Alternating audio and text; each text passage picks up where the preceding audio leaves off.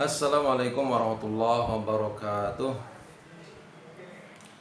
Selamat datang teman-teman mahasiswa Teknik Elektro yang dirahmati Allah Subhanahu wa taala. Pada kesempatan ini saya akan sampaikan tentang latar belakang berdirinya Muhammadiyah. Latar belakang berdirinya Muhammadiyah itu sebetulnya dipengaruhi oleh beberapa faktor ya. Secara umum sebetulnya yang pertama adalah karena kekuasaan Turki Utsmani pada saat itu yang kemudian berkuasa, yang secara pelan tapi pasti kemudian mulai memudar. Itu yang pertama. Yang kedua adalah karena adalah kekuasaan gerakan Wahabi yang kemudian sudah mulai berkuasa di semenanjung Arab.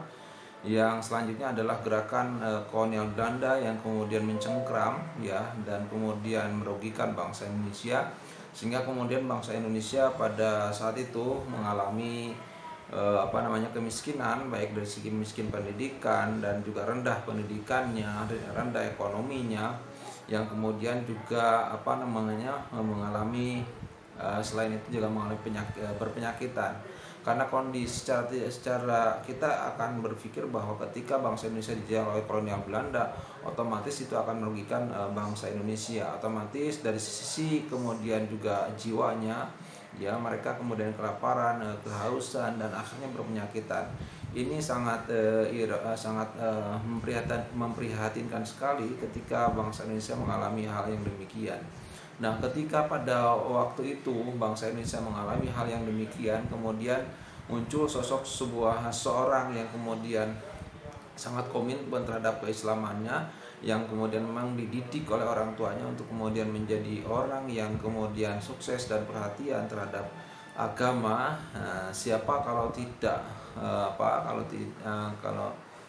kita mungkin tidak mengenal, wah sangat sayang sekali. Inilah Gajah Madalan. Gajah Madalan dikenal pada masa kecilnya ya, Muhammad Darwis. Jadi dia lahir pada tahun 1868. Nah, di sini Ahmad Dahlan kemudian sudah mulai kemudian besar, dan kemudian komitmen keislamannya sangat kuat sekali, yang akhirnya kemudian Ahmad Dahlan ketika melihat kondisi bangsa Indonesia mengalami hal yang demikian yang disebutkan tadi, berita keprihatinan ya, kemudian kemiskinan dan rendah dari segi pendidikan, akhirnya kemudian Ahmad Dahlan sudah mau konsen kemudian bergerak dalam bidang pendidikan. Pola pemikirannya kemudian sangat cerdas dan jenius. Kemudian Ahmad Dahlan bergaul dengan organisasi Budi Utomo. Jadi organisasi Budi Utomo itu kemudian organisasi yang kemudian berada dalam kekuasaan Belanda, dan kemudian mendirikan sebuah sekolah namanya Sekolah Budi Utomo. Nah, kemudian Ahmad Dahlan menjadi tenaga pengajar di sana, masuk ke sana ya, selain juga dakwah dengan mereka, juga menjadi tenaga pengajar di sana. Sekaligus juga Ahmad Dahlan belajar bagaimana sih cara mengolah pendidikan yang baik itu seperti apa. Nah, hasil dari kemudian komunikasi, kemudian bergaul dengan Budi Utomo itu, kemudian Ahmad Dahlan pulang ke kampung Jaman di Jakarta, melihat kondisi keadaan kaum-kauman yang begitu memprihatinkan dari segi pendidikan ya. Memang dari segi agama mungkin bisa dikatakan lumayan, tapi dari segi pengetahuannya belum begitu bagus, sehingga Ahmad Dahlan pada tahun 1909 kemudian mendirikan sebuah sekolah ya, sekolah madrasah ibtidaiyah, yang kemudian didirikan di teras rumahnya. Nah, di teras rumahnya itu yang kemudian Ahmad Dahlan mulai kemudian mendidik murid-muridnya ya. Murid-muridnya salah satunya adalah Muhammad Suja, kemudian yang kedua adalah Haiban Hajid, yang kemudian juga mereka melanjutkan estafeta Gajah Madalan. Nah, dari situlah kemudian Ahmad Dahlan mendapatkan sebuah tenaga ya, giroh semangat lagi kemudian untuk mendirikan sebuah organisasi. Mengapa? Karena sekolah ini tidak akan maju kalau tidak ada organisasi atau wadah kendaraan. Nah, dengan kendaraan ini ya, sebuah sekolah ini bisa maju ya, bisa maju. Maka hasil dari penurunan ini kemudian mendirikanlah sebuah organisasi bernama Muhammadiyah. Nah, dirumuskan dengan bahasa Melayu ya. ya, ada bahasa Belanda dan bahasa Melayu pada saat itu oleh RS Susto Sugono, Susto Sugondo ya, yang kemudian dirumuskan dan akhirnya disepakati untuk kemudian mendirikan sebuah organisasi yang bernama Muhammadiyah. Kenapa sih harus Muhammadiyah? Karena karena supaya umat Islam ini sikap dan perilakunya untuk supaya sesuai dengan ajaran Nabiullah Muhammad SAW sebagai nabi kita. Maka Muhammadiyah dalam sebuah gerak dan langkahnya tidak keluar dari Al-Quran dan As-Sunnah atau hadis Nabi. Nah, sebagai rujukan utamanya. Nah, kemudian juga di samping itu hasil dari respon terhadap kondisi masyarakat Indonesia, kemudian akhirnya menggugah Madela untuk mendirikan sebuah organisasi. Ada 4 teori yang kemudian dicoba untuk hasil analisisnya dimunculkan oleh Alwi Shihab dalam bukunya Membendung Arus ya. Di sini adalah konsennya adalah Muhammadiyah melakukan mempertahankan sebuah organisasi sebagai bentuk pertahanan terhadap penetrasi gerakan kristenisasi di Indonesia. Nah, disinilah kemudian lahir 4 teori Alwi Shihab. Pertama adalah teori gerakan pembaharuan Islam di Timur Tengah.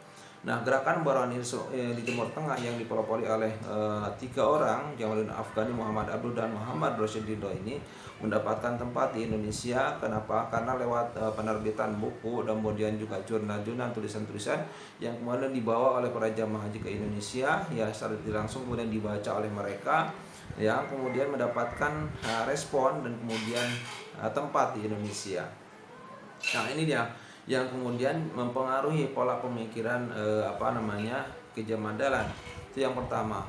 Yang kedua adalah gerakan pembaharuan yang dilakukan oleh Jamaluddin Afghani dan Muhammad Abduh ya. Keduanya kemudian menggalakkan terbukanya pintu ijtihad dan mengecam taklid buta. Nah, disinilah kemudian disebutkan bahwa keduanya ini kemudian sama-sama menyetujui gerakan yang dilakukan oleh Ibnu Taimiyah. Nah, salah satu yang kemudian mendominasi pemikiran Ahmad Dahlan ini adalah Muhammad Abduh. Menurut informasi Muhammad Abduh yang dari segi pendidikannya. Nah, kemudian pendidikan Ahmad Dahlan itu sebetulnya modern ya, karena dipengaruhi oleh Muhammad Abduh. Nah, di samping itu juga teori yang gerakan pembaharuan yang dilakukan oleh 2 orang itu, yang kemudian juga tidak kalah menariknya adalah teori gerakan pertentangan antara terjadi pertentangan internal ya masyarakat Jawa di sini. Di sini ada 2 kubu. Yang pertama adalah kubu kaum santri dan kubu kaum priai.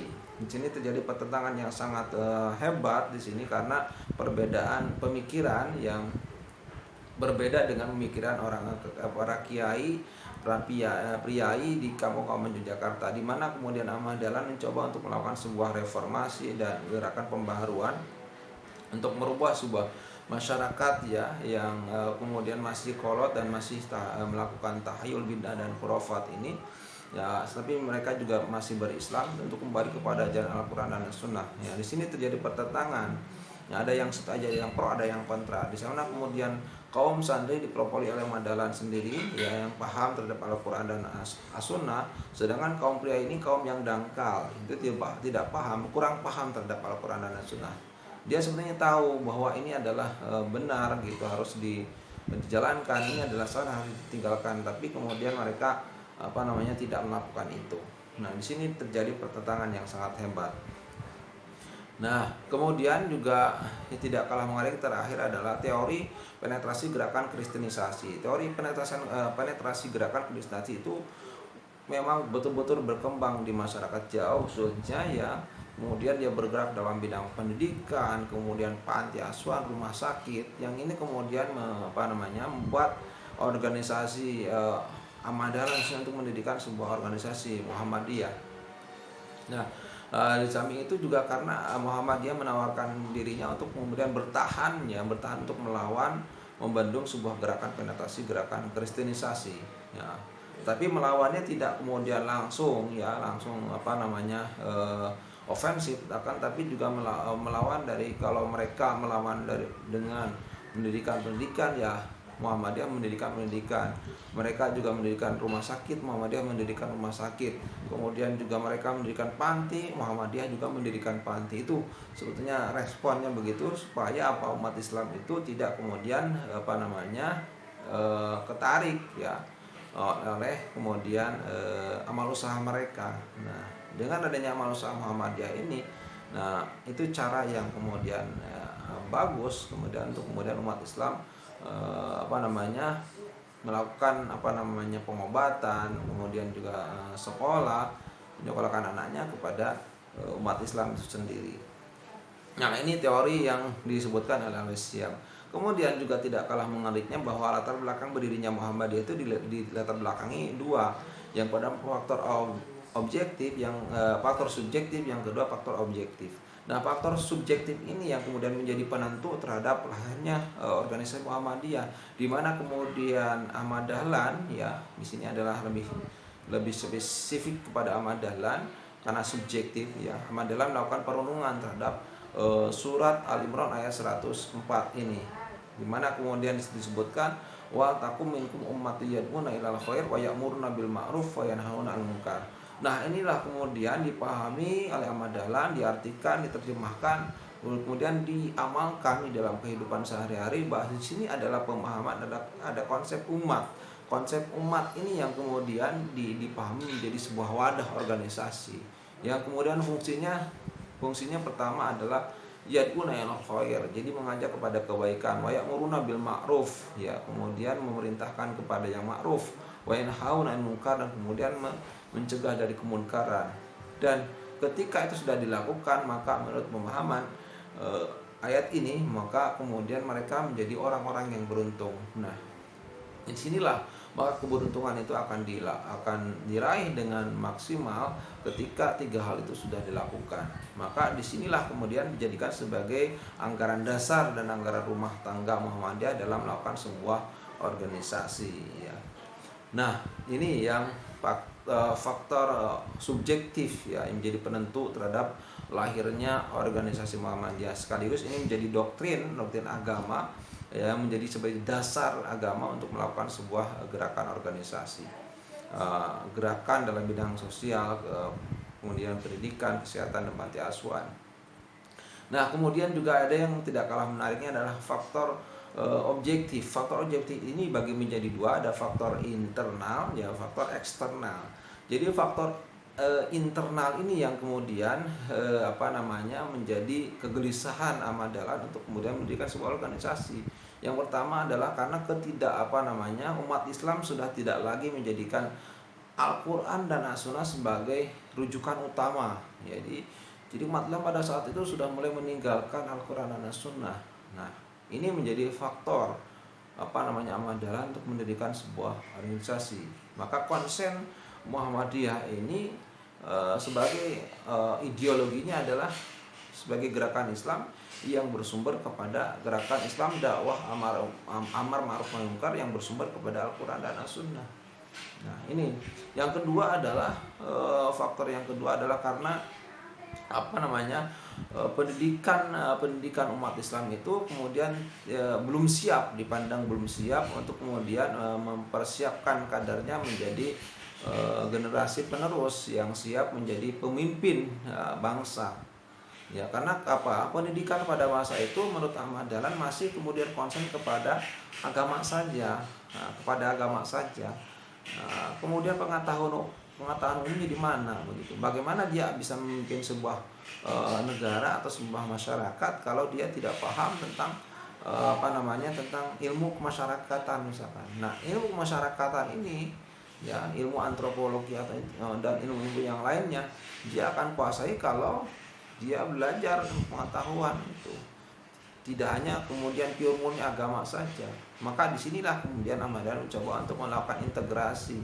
Jadi kemudian juga menggabungkan antara pendidikan agama dengan pengetahuan umum, sehingga dua-duanya bisa mendukung terhadap kemajuan dan perkembangan Islam, khususnya pendidikan Islam. Selanjutnya, selain juga faktor internal, juga faktor eksternal. Faktor eksternal ini yang kemudian memicu Ahmad Dahlan untuk mendirikan sebuah organisasi. Ya, yang pertama adalah karena gerakan penetrasi, gerakan kristenisasi ya, yang berkembang di Indonesia, khususnya masyarakat Jawa. Ya, dengan kemudian terutama kemudian di situ munculnya gerakan penjajahan kolonial Belanda, ya kolonial Belanda yang kemudian dan juga bangsa Eropa yang kemudian menyebarkan ya, dan kemudian selain menyebarkan juga menerapkan tiga panji, ya tiga panji ini. Yang pertama adalah glory, yang kedua adalah gold, yang ketiga gospel. Nah, ini yang kemudian gospel ini kan kemudian menyebarkan agama Kristen begitu ya, menyebar agama Kristen. Yang kemudian gold ini emas, berarti kan mengeruk kekayaan begitu ya, mengeruk kekayaan. Nah, selain mengeruk kekayaan ada kemudian juga selain ada glory ya. Nah ini juga sangat mempengaruhi terhadap kondisi umat Islam, sehingga membuat organisasi ini untuk mendirikan sebuah perubahan ya, sebuah perubahan dengan membuat sebuah organisasi. Nah, selain itu juga kebudayaan bangsa Eropa dan Belanda ya, yang kemudian mempengaruhi keadaan bangsa Indonesia ya. Misalkan dia menyebarkan beberapa secara tidak langsung misalkan dalam fashion ya, barat-baratan ya, dari segi pakaian, kemudian melakukan gerakan westernisasi, kebarat-baratan, yang kemudian mereka berperilaku dan kemudian berkehidupan seperti melakukan pemborosan, bersikap hedonis begitu, yang lama kelamaan mereka meninggalkan agamanya. Nah, selain itu juga faktor yang tidak kalah menariknya adalah karena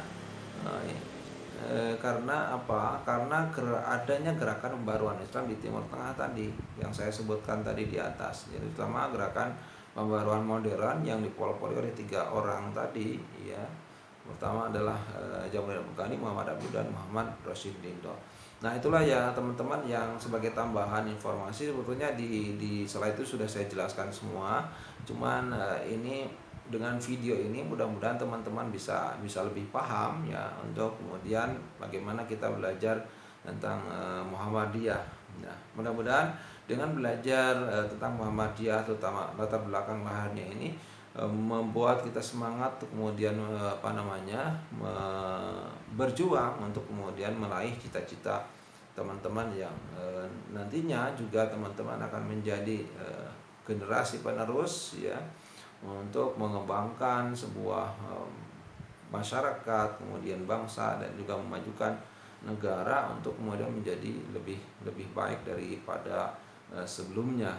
Nah, perjuangan Ahmad Dahlan ini mudah-mudahan memberikan motivasi ya, dorongan, himmah, gairah, semangat untuk kemudian berjuang terus ya, tidak putus asa dari rahmat Allah Subhanahu wa taala. Mudah-mudahan ada manfaatnya. Saya sampaikan nilai fisabilillah wastabiqul khairat. Assalamualaikum warahmatullahi wabarakatuh.